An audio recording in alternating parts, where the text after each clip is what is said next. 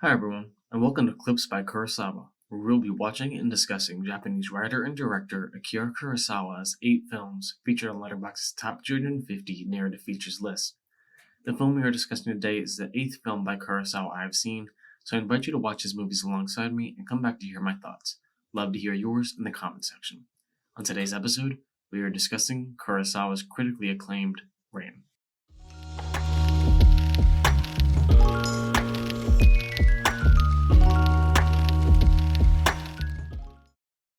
Kurosawa's Ran, released in 1985, is a film about an aging warlord who decides to give his power and his title to his 3 sons.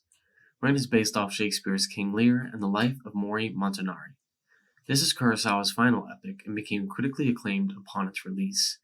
Kurosawa hand-painted each shot of the film for around 7 years while on a break from directing. Ran is ranked number 18 on Letterboxd and is one of the most beautiful films I have seen.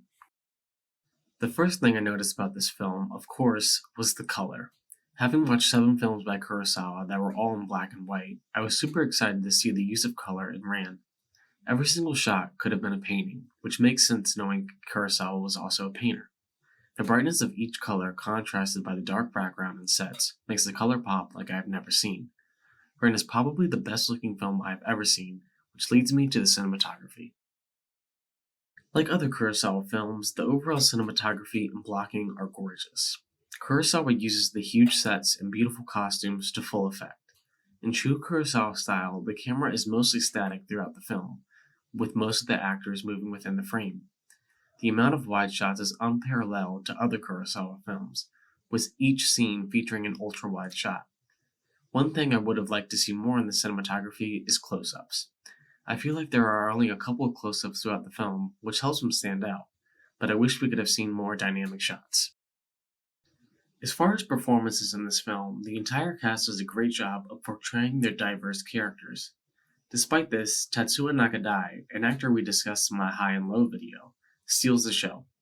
I didn't even realize that Nakadi was Lord Hidetora until I looked up the cast after, mostly because he is about 20 years older in this film than he was in High and Low, and with the amount of makeup and character design, he looks almost unrecognizable. Nakadi does a great job of portraying someone who is descending into madness and paranoia. He does a great job of showing the guilt of Lord Hidetora's previous actions, while also leaning into the stubbornness of the character. Yoshiko Miyazaki, as Lady Sue, also does a great job. Despite not having many scenes, her portrayal stands out as cunning and deceptive. There are a multitude of themes touched on in Ran, including power and greed, but I think the main one that comes through the strongest is betrayal and guilt. Lord Hidetora's fall after being betrayed by his sons is super complex, especially after the audience learned of Hidetora's past acts of violence and destruction.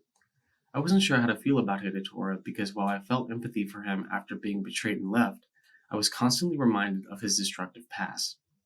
I think the main lesson in this film is to act good now, so that the past doesn't catch up with you. If Hidetora was a better person in his past, his sons wouldn't have betrayed him and his conscience wouldn't have felt the guilt of his previous actions.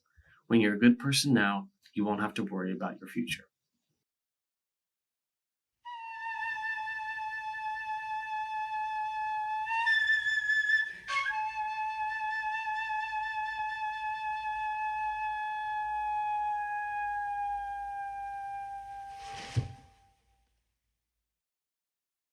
I rated this film 4 stars on Letterboxd and would recommend it to fans of epic period dramas or someone just wanting to watch a beautiful film. Let me know your thoughts on Ran in the comment section. Unfortunately, this is my last video in this series, so I thank you all for watching and learning about the legendary Kurosawa with me. Thank you.